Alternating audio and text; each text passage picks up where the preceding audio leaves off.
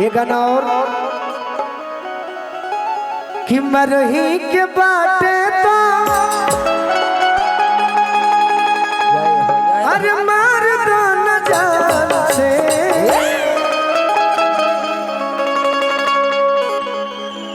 ये गाना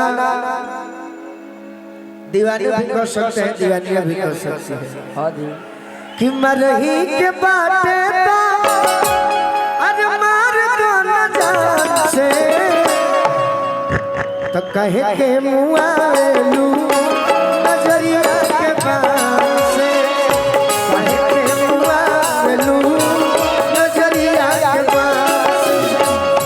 मरही के बाटे मर दो न जान से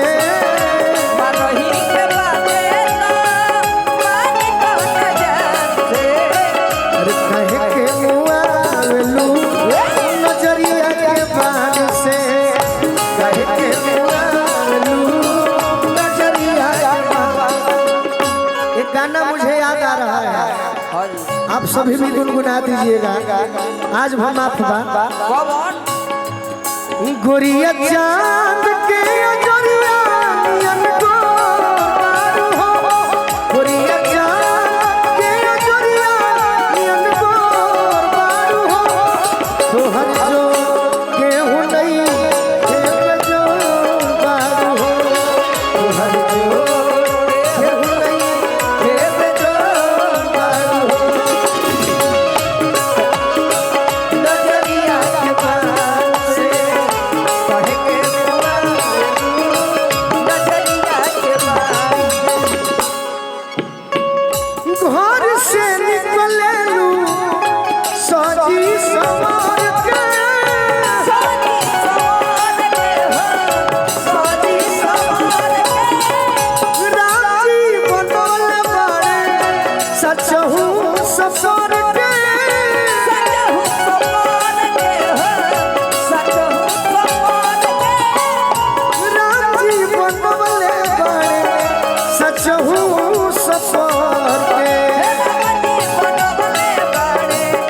सजहु सवार के बुद्धि फेल कइले बारू बुद्धि फेल कइले बारू बुढ़वा जवान के कहे के मुआलू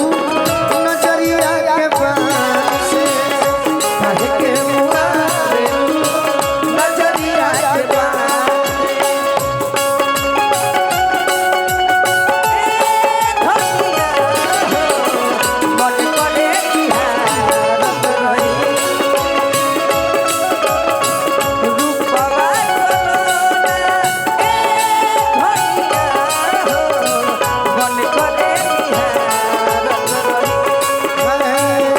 कहे के मुआलू नजरिया के पास से कहे के मुआलू नजरिया के कोई सारा माई जाई गोरी तहरा टोन पे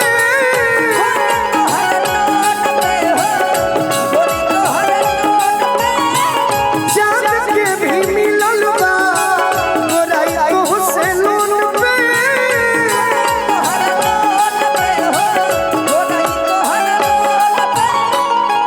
अपना तू गोलू के